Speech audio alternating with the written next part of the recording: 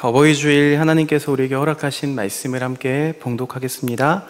요한복음 15장 9절부터 17절까지의 말씀입니다. 요한복음 15장 9절부터 17절까지의 말씀, 저와 여러분들이 한 절씩 교독하시고 마지막 17절은 함께 읽도록 하겠습니다. 아버지께서 나를 사랑하신 것 같이 나도 너희를 사랑하였으니 나의 사랑 안에 거하라.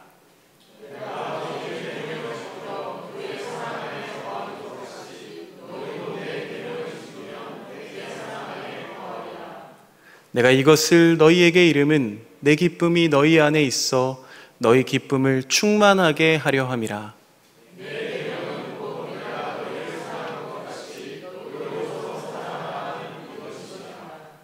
사람이 친구를 위하여 자기 목숨을 버리면 이보다 더 큰 사랑이 없나니.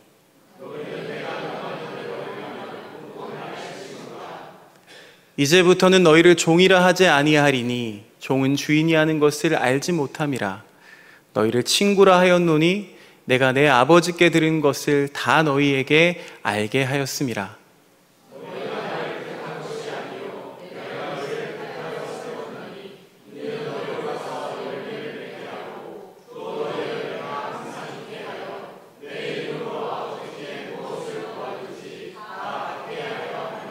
절 함께 읽겠습니다.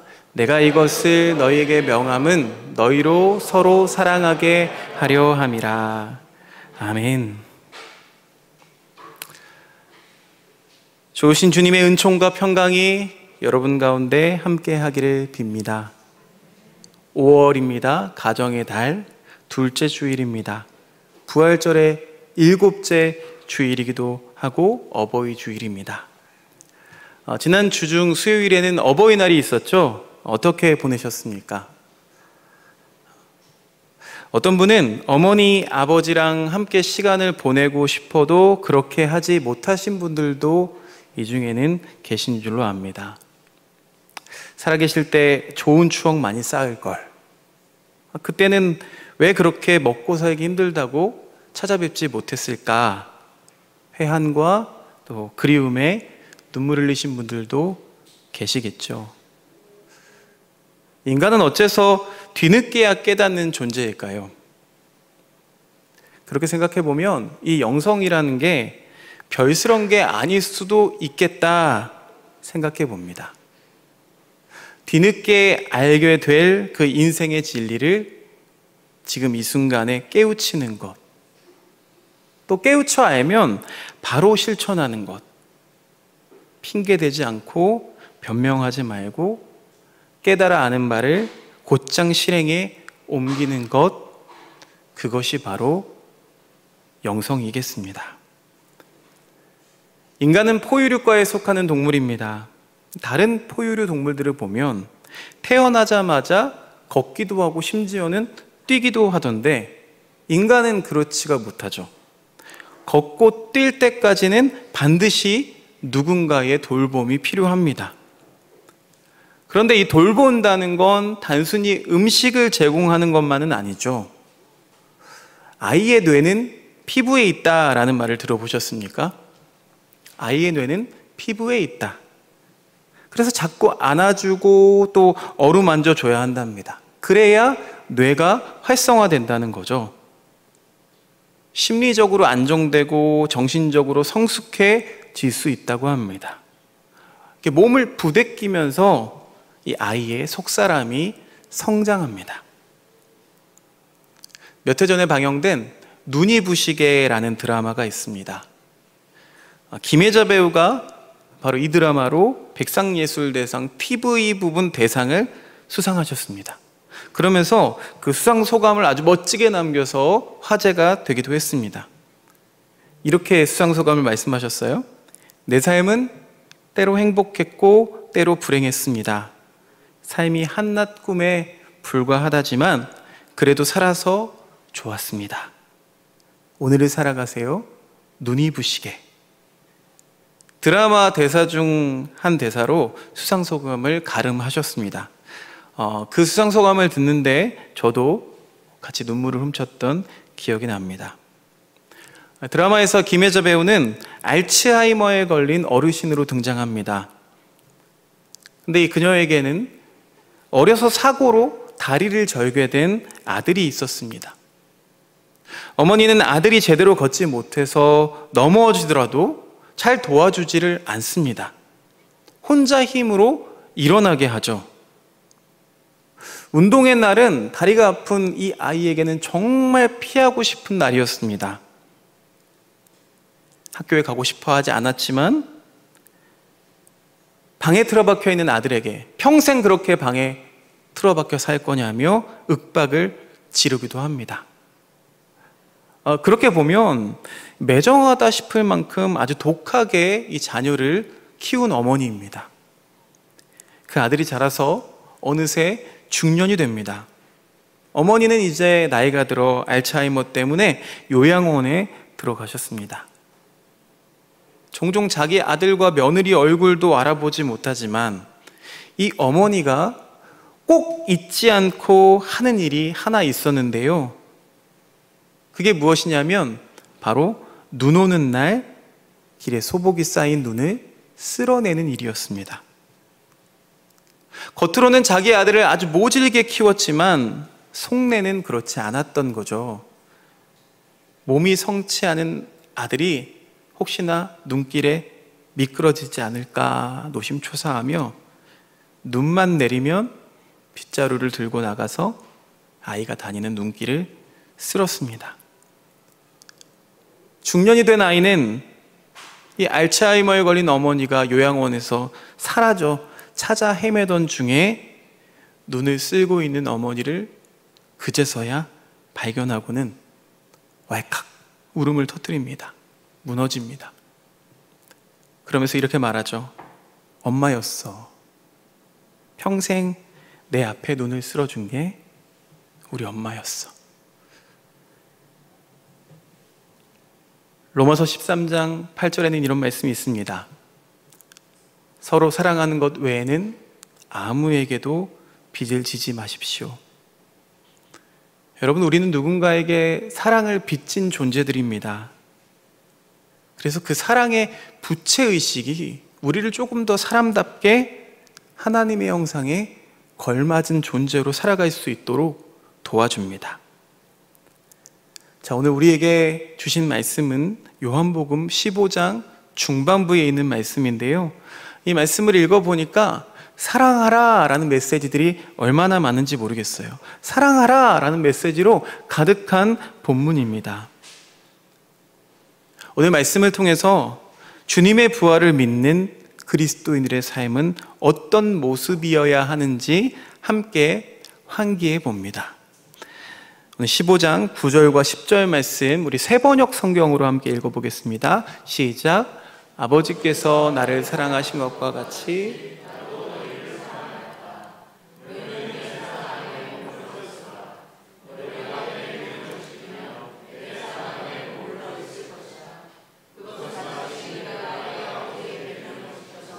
그 사랑 안에 머물러 있는 것과 같다. 아멘. 단 2절 말씀을 읽었을 뿐인데 이 사랑이라는 단어가 무려 5번이나 등장합니다. 이 말씀을 보면서 하나님의 본성을 다시 한번 생각해 봅니다. 하나님의 본성 무엇인가요?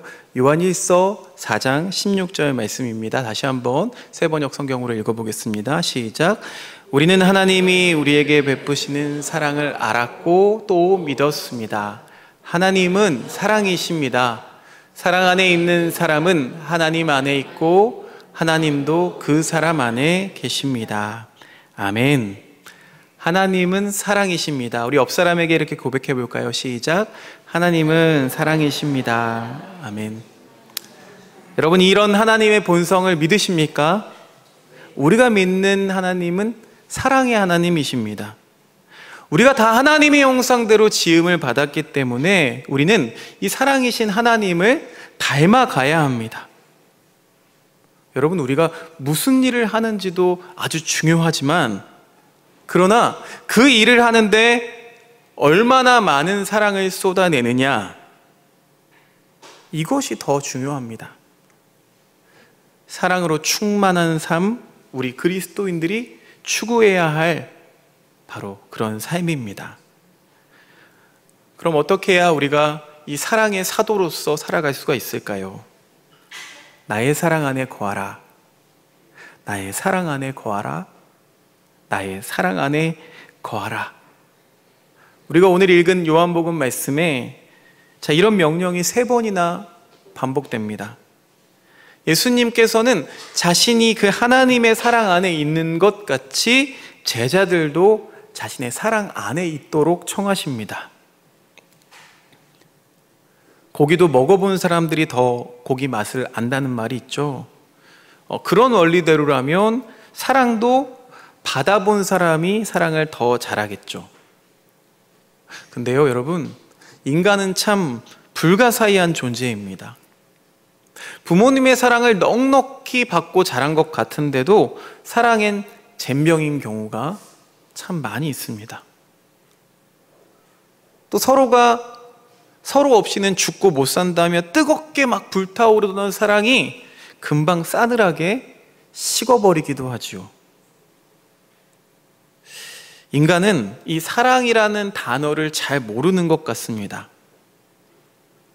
사랑인 줄 알았는데 따지고 보면 욕정이었습니다. 사랑인 줄 알았는데 사실은 탐욕이었습니다. 지배였습니다. 에덴 동산을 떠난 이후, 이 신라권 이후 인간의 사랑도 타락했습니다. 그러니 이 사랑이 구원받아야겠습니다. 어떻게 해요? 사랑이신 주님과 접속함으로써 나의 사랑 안에 거하라. 그 부르심에 응답해야만 비로소 우리의 소망에 사랑이 싹이 틉니다. 저는 보이기엔 그렇지 않지만 부침이 많은 어린 시절을 보냈습니다. 한참 몸과 마음이 자라야 하는 청소년 시기에 유일한 안식이자 평안을 누린 그곳이 가정이 아니라 교회였습니다. 그래서 시도 때도 없이 교회에서 시간을 보냈습니다. 그런 저 때문에 우리 전도사님은 새벽 기도회를 빠질 수가 없었습니다. 하루는 그 전도사님께서 저에게 이런 말씀을 툭 던지셨습니다. 서건아, 하나님은 네가 행복하기를 원하셔. 그냥 인사치레로 할 수 있는 아주 단순한 문장인데 왜 그 말이 가슴에 와서 콕 박혔을까요? 참 불안하기만 하고 우울하기만 했던 세상의 모든 짐을 나 혼자 지고 있다고 생각하고 참 무겁고 어두운 시기였는데, 그런 저에게 하나님은 네가 행복하기를 원하셔 라는 이 단순한 한 문장이 빗줄기처럼 다가왔습니다. 메마른 대지에 담비와 같이 쩍쩍 갈라졌던 그 가슴이 문득 촉촉해졌습니다. 오늘 말씀 15장 11절 말씀 함께 읽어보겠습니다. 함께 읽습니다. 시작. 내가 너희에게 이러한 말을 한 것은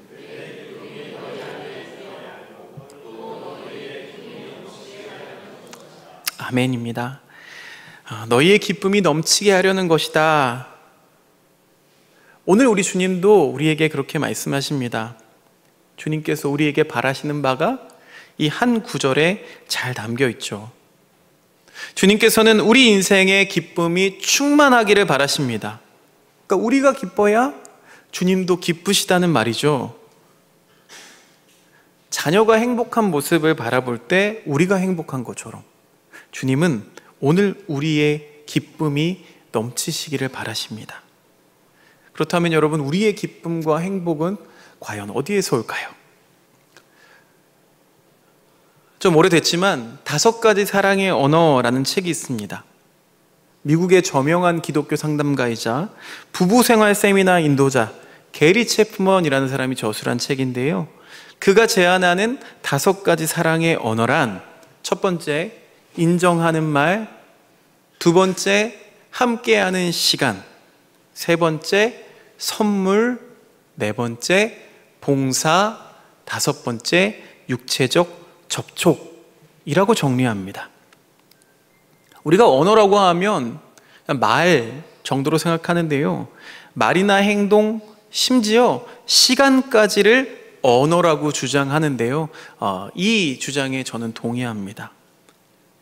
사랑하는 여러분, 우리들 사이에도 이런 언어들이, 이런 사랑의 언어들이 넘쳐나기를 간절히 소망합니다. 시간을 사랑의 언어로 포함하고 나니까 참 중요한 게 하나 떠올랐습니다. 바로 그 시간을 누구와 함께 하느냐입니다. 아무리 맛있는 음식을 먹는다고 해도요, 그 음식을 혼자 먹는 것보다 함께 먹어야, 특별히 내가 사랑하는 사람들과 함께 먹을 때 흥이 나고 또 맛도 배가 되는 법입니다. 요즘 우리 금요기도회에서는 같이 또 식탁의 교제까지 나눕니다. 기도 다 하고 식탁의 교제를 나누는데 최수동 집사님이 지난 금요일에 그런 말씀하시더라고요. 이거 왜 이렇게 오늘 여기서 먹으면 더 맛있어, 이런 말씀하시더라고요. 충분히 사랑하고 있다는 증거인 줄로 믿습니다. 사랑하는 마음이 그렇다면 반대로 누군가를 미워하고 또 적대하는 마음은 어떻습니까? 사람을 분열시키고 또 세상을 지옥으로 만들어 버리죠. 그러니 이 관계가 참 중요합니다. 위로는 하나님과 또 옆으로는 가족, 교우, 이웃들과 화평한 관계를 맺을 때 우리 삶에 바로 이런 기쁨과 행복이라는 열매가 열리게 된다는 것입니다. 앞서서 말씀드린 것처럼 인간의 사랑의 전형은 완전하지가 못합니다. 여러 사랑의 종류가 있습니다. 스톨게, 가족에 대한 사랑도 있고요. 필리아, 친구의 우정, 그리고 에로스, 연인들 간의 사랑. 이런 사랑들이 아름답지 않다는 이야기는 아닙니다. 이 사랑들도 충분히 아름답지만 그 한계가 분명해 보인다는 거예요. 그러니 이 완전하지 못한 사랑들을 구원해내야 합니다. 그 사랑들을 구원해내기 위해서 무엇보다도 단절되었던 그 하나님과의 관계를 회복해야 합니다. 바로 이것을 기독교는 구원이라고 일컬어 왔습니다. 하나님의 그 완전한 아가페 사랑과 접속하는 길이 사랑을 구원하는 길이며 그 길에서야 비로소 우리는 인생의 참 기쁨과 행복을 발견합니다. 15장 12절부터 15절까지 계속해서 함께 읽어볼까요? 세번역 성경으로 함께 읽어보겠습니다. 시작. 내 계명은 이것이다. 내가 너희를 사랑한 것과 같이 너희도 서로 사랑하여라. 사람이 자기 친구를 위하여 자기 목숨을 내놓는 것보다 더 큰 사랑은 없다. 내가 너희에게 명한 것을 너희가 행하면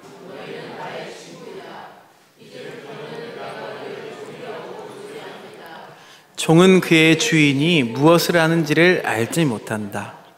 나는 너희를 친구라고 불렀다. 내가 아버지에게서 들은 모든 것을 너희에게 알려주었기 때문이다. 아멘. 서로 사랑하라 라고 주님은 명령하십니다. 친구를 위해서 또 타자를 위해서 목숨을 버리면 그보다 더 큰 사랑이 없다라고 말씀하십니다.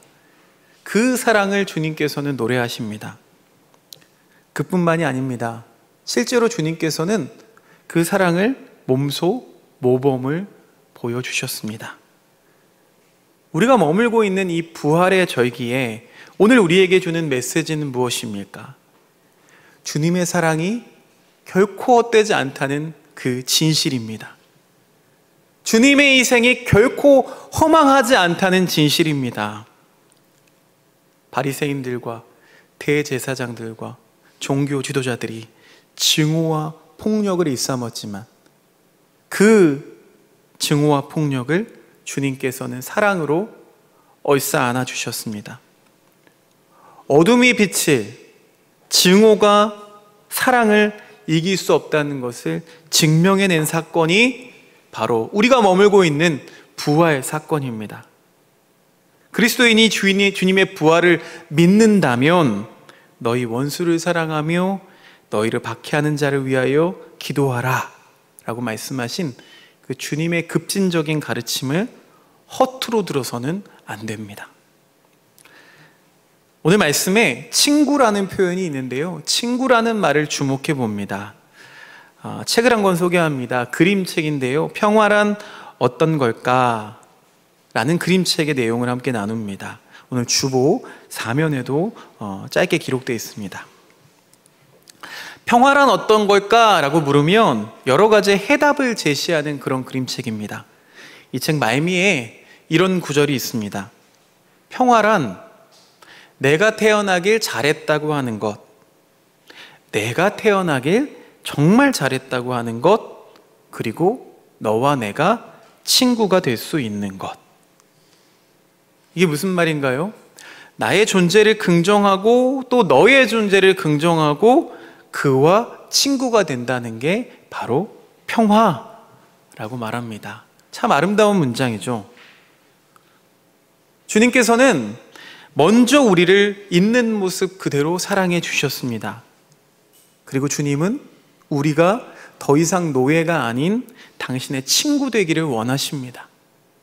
죄의 종노릇하는 삶이 아니라 자유의지를 가지고 하나님의 말씀을 지켜 행하는 친구 말이죠. 오늘 15장 16절에서 17절 말씀 계속해서 함께 읽어보겠습니다. 16절부터 17절 말씀 함께 읽습니다. 시작. 너희가 나를 택한 것이 아니라 내가 너희를 택하여 세운 것이다.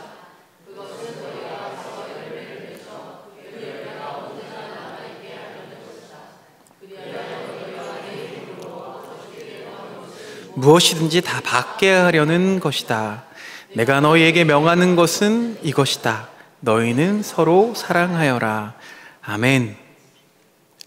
너희가 나를 택한 것이 아니라 내가 너희를 택하여 세운 것이다. 그리스도인들은 부름받은 존재입니다. 하나님께 선택받아서 세움받은 사람들입니다. 언제나 그 소명을 우리는 기억해야 합니다. 우리가 그냥 우연하게 신앙생활하게 된 것이 아닙니다. 하나님의 섭리 안에서 주님이 우리를 부르셨기에 우리가 지금 이 자리에 있습니다. 그 하나님 사랑의 빚을 진 자, 우리의 정체성은 바로 이것이죠. 그 은혜의 빚진 자. 은혜의 빚진 우리 그리스도인들이 해야 할 일은 그래서 명확합니다. 나와 다른 사람들에게 먼저 손을 내미는 것, 만나는 모든 사람들에게 서로 미워하기보다는 사랑하며 살자고 격려하는 것, 그런 전도자가 되어야 합니다. 폭력과 분쟁, 불화로는 절대로 하나님 나라에 들어갈 수가 없습니다. 폭력에 폭력으로 맞섰던 이 거친 세상을 우리가 살아가기 위해서